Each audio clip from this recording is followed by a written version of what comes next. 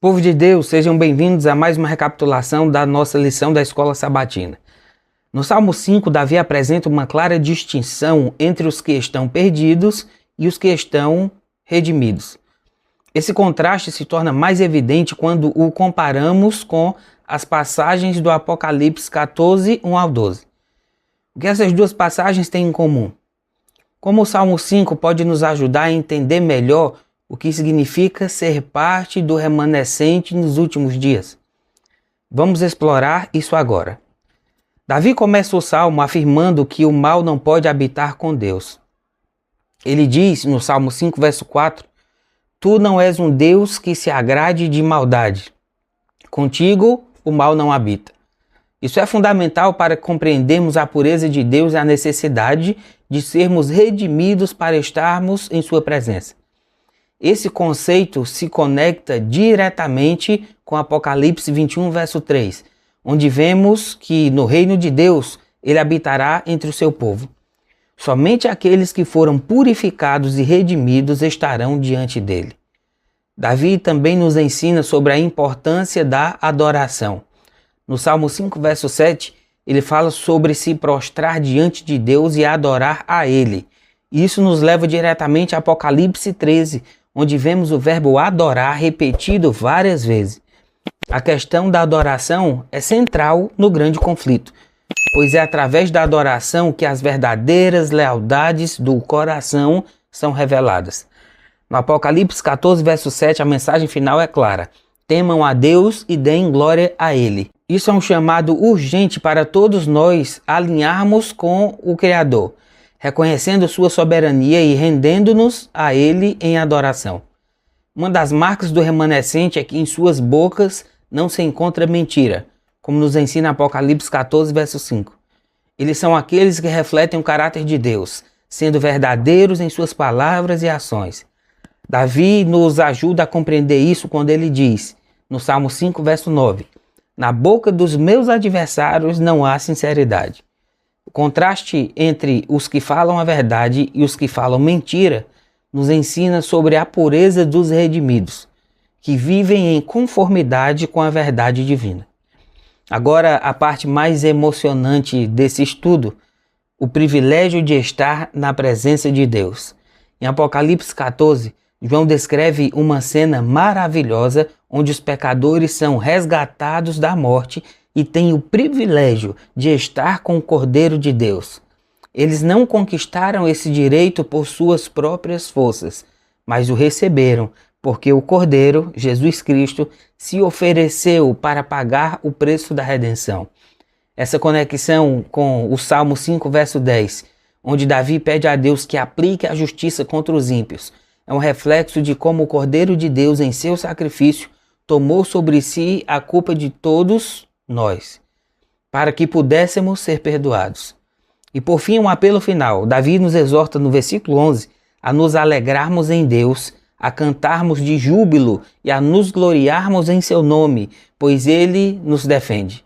De maneira semelhante, no Apocalipse 14, verso 7, a voz do remanescente se ergue forte e clara, oferecendo ao mundo a última mensagem de misericórdia antes do juízo final. Temam a Deus e deem glória, pois é chegada a hora em que ele vai julgar. Olha o que foi que aconteceu com a missão de hoje. A gente viu aqui um paralelo entre o Salmo 5 e Apocalipse 14.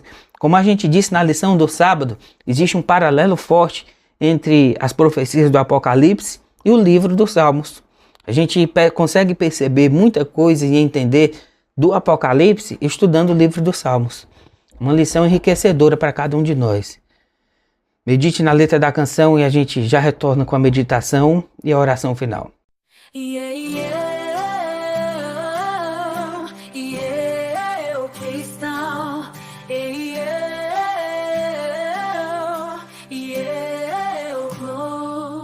Na presença do Cordeiro eu quero estar. Em seu nome minha alma eu vou descansar. O Monte Sião, a vitória nos chama. Com o nome de Deus somos seu povo, sua chama. E quando o mal se levantar, em Cristo eu vou triunfar. A adoração ao Rei, nossa voz vai soar. Aos céus em louvor vamos clamar.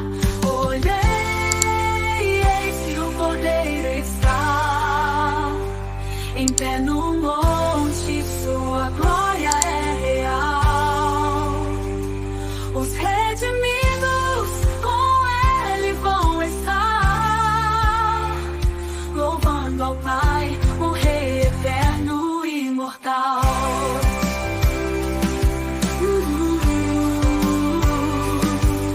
Nos salmos a verdade resplandece, a justiça de Deus que nos fortalece. O Cordeiro, nosso Salvador, nos purifica, nos dá seu amor. E quando o mal se levantar, em Cristo eu vou triunfar. Adoração ao Rei, nossa voz vai soar. Aos céus em louvor vamos clamar. Olhei, eis que o Cordeiro está em pé no monte, sua glória é real. Os redimidos com ele vão estar, louvando ao Pai, o Rei eterno e imortal. Louvando ao Pai, o Rei eterno e imortal. O nome de Deus em minha mente e coração, refletindo sua glória, sua perfeição. Em suas mãos a minha redenção, em seu nome encontro salvação.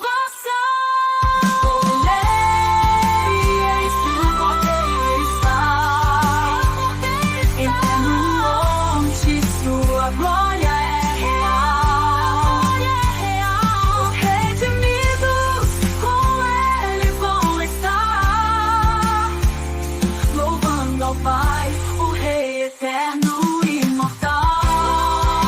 Cordeiro, nosso Salvador, o Rei verdadeiro, sua justiça solta sua luz, nos conduz ao monte em sua cruz.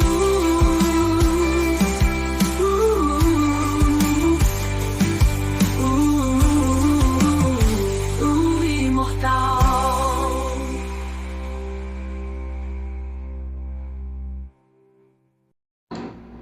Quarta, 21 de maio. O inigualável Jesus. Eu e o Pai somos um. João 10, versículo 30. Jesus foi inigualável. Até eruditos não cristãos admitem isso. Um exemplo é o judeu polonês Scholen Ash, que disse: Jesus Cristo é a personalidade mais marcante de todos os tempos. Nenhum outro mestre se equipara a ele.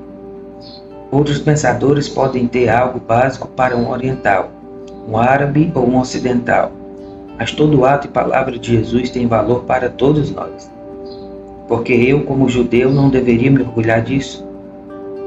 Há mais de 100 anos, um texto anônimo resumiu o que o autor pensava de Cristo. Abre aspas, os nomes dos antigos estadistas orgulhosos da Grécia e de Roma surgiram e desapareceram. Os nomes dos antigos cientistas, filósofos e teólogos surgiram e desapareceram. Mas o nome deste homem permanece cada vez mais. Herodes não poderia destruí-lo, e a sepultura não poderia detê-lo. Fecha aspas. Declarações assim me fazem pensar no que Jesus disse. O céu e a terra passarão, mas as minhas palavras jamais passarão. E o que ele falou de si mesmo que seria tão inédito? Jesus foi o único homem que, em sã consciência, afirmou ser Deus. Várias situações confirmam isso. Uma delas é o versículo de hoje.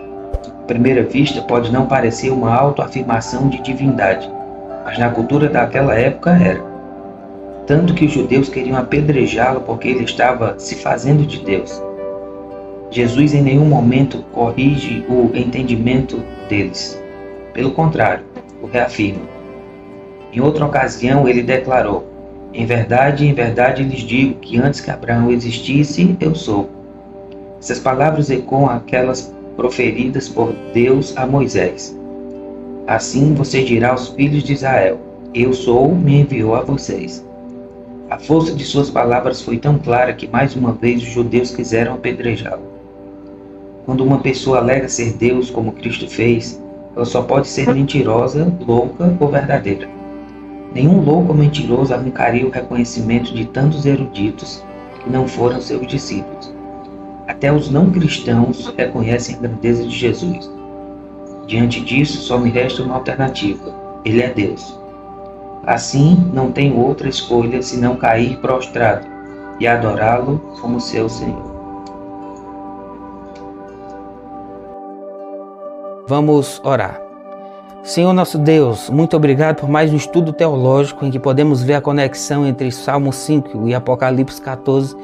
Ao estudarmos o livro de Salmos, a gente entende muita coisa do livro das profecias de Apocalipse. Muito obrigado também pela mensagem que o Senhor nos traz da importância da adoração, de estar diante do teu santo trono através dos méritos de Jesus. Muito obrigado pelo teu sacrifício mais uma vez. Nos conduz em paz para mais um dia ao teu lado. Nós pedimos e agradecemos em nome de Jesus. Amém. Meu irmão e minha irmã, nos ajude, curta o vídeo, deixe o seu comentário. Deixe o seu comentário e se inscreva no canal se não é inscrito. Compartilhe também essa mensagem Fé e Esperança para as pessoas que precisam ouvir a voz de Deus. A gente se encontra amanhã na lição de quinta-feira. Que Deus te abençoe.